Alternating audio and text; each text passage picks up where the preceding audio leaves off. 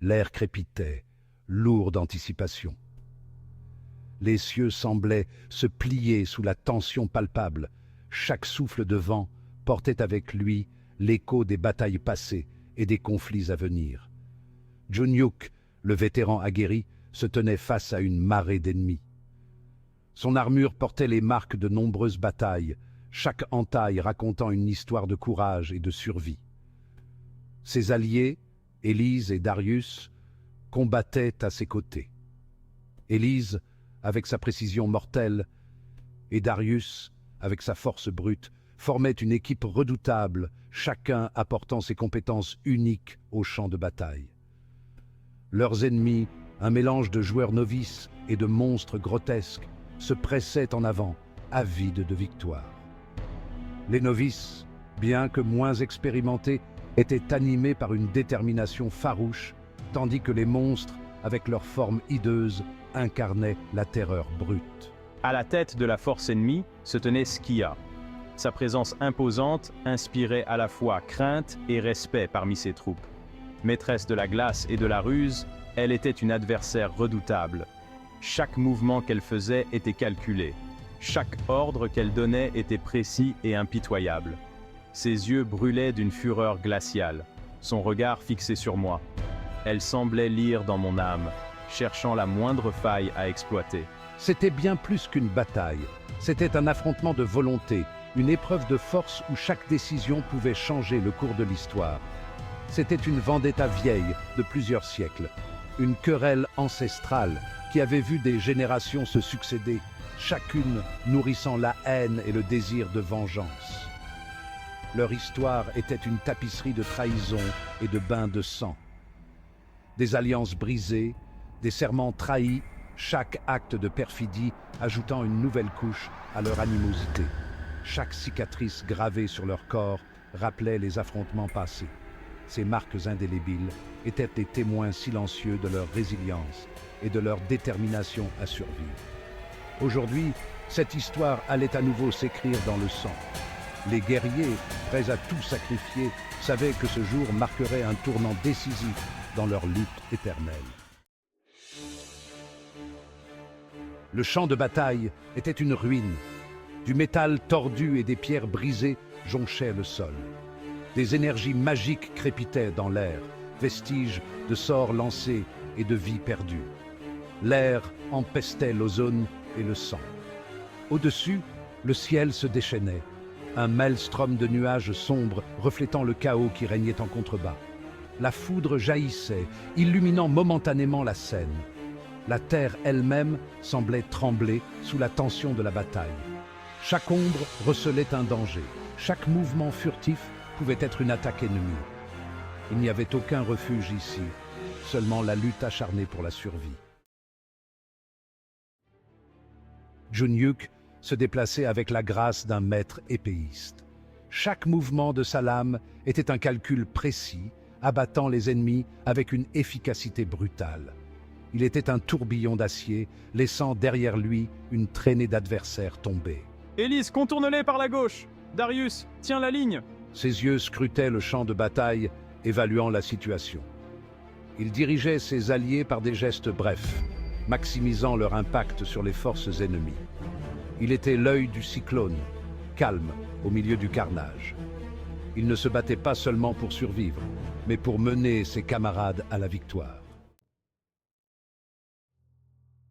Darius, un colosse en armure, rugissait son défi en affrontant la charge ennemie de front.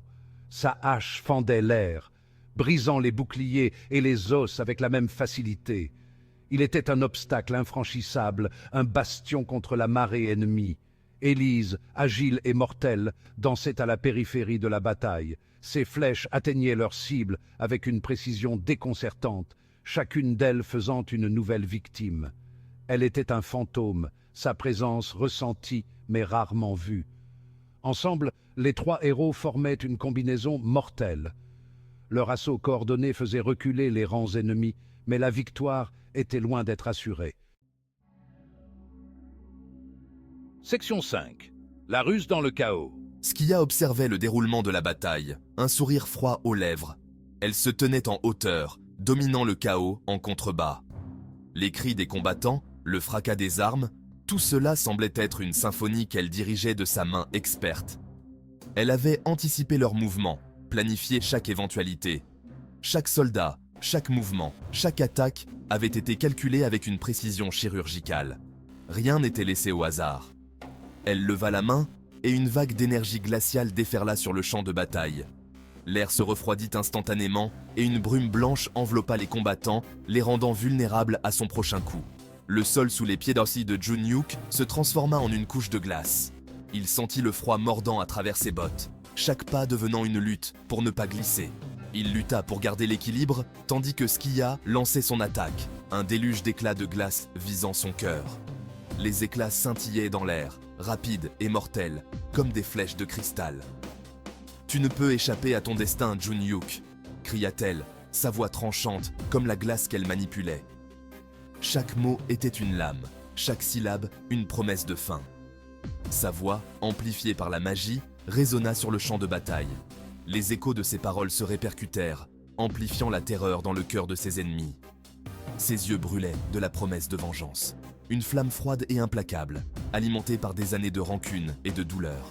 Skia était déterminé à voir Jun-Hyuk tomber, et rien ne pourrait l'arrêter. Section 6, un pari désespéré. Jun-Hyuk, pris au dépourvu, évita de justesse l'attaque de Skia.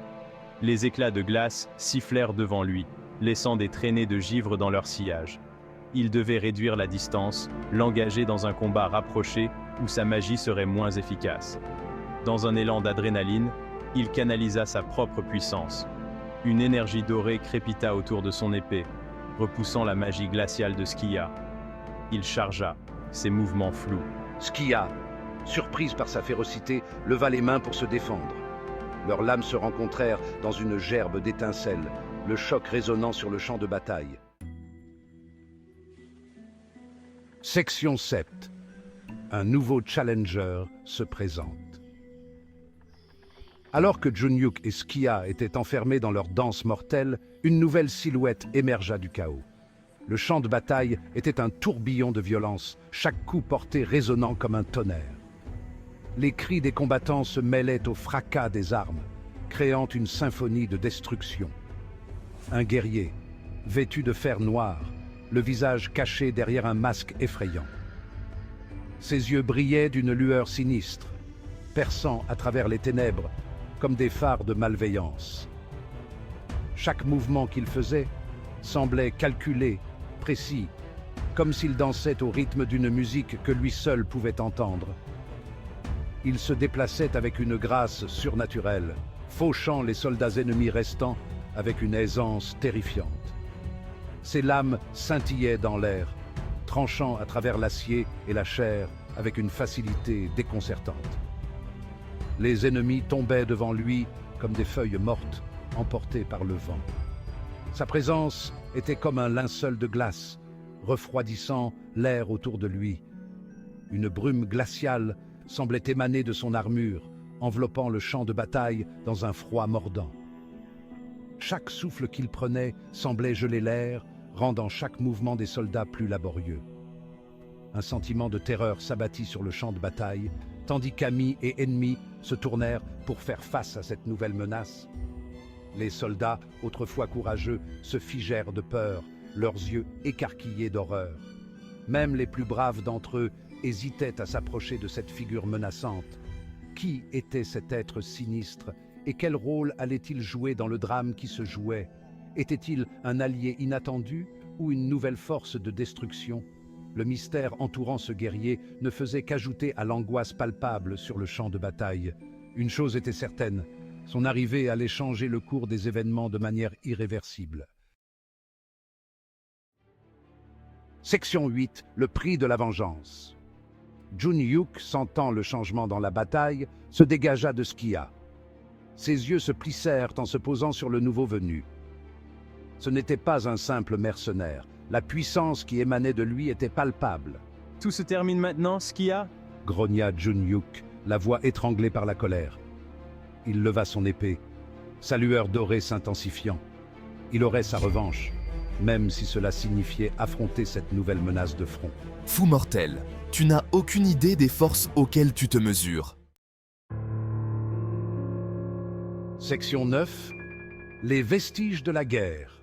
La bataille faisait rage, l'arrivée du mystérieux guerrier ajoutant une nouvelle couche de chaos et de danger. Le sol était jonché des corps des défunts, alliés comme ennemis. La victoire, semblait-il, aurait un coup terrible. L'air saturé de l'odeur du sang et de l'ozone était empli du bruit de l'acier qui s'entrechoquait et des cris des mourants. Le tissu même de la réalité semblait se déchirer sous le poids du conflit. Narrator, section 10, vers le prochain champ de bataille. Alors que la poussière retombait et que les échos de la bataille s'estompaient, une chose était claire, la guerre était loin d'être terminée. Les lignes avaient été tracées, les enjeux relevés. Junyuk avait survécu à cette rencontre, mais à quel prix? Il jeta un coup d'œil à la silhouette de Skia qui battait en retraite, les yeux brûlants d'une fureur glaciale. Leur vendetta était loin d'être terminée. Et avec l'arrivée du mystérieux guerrier, le monde entier semblait au bord d'une ère nouvelle et encore plus dangereuse.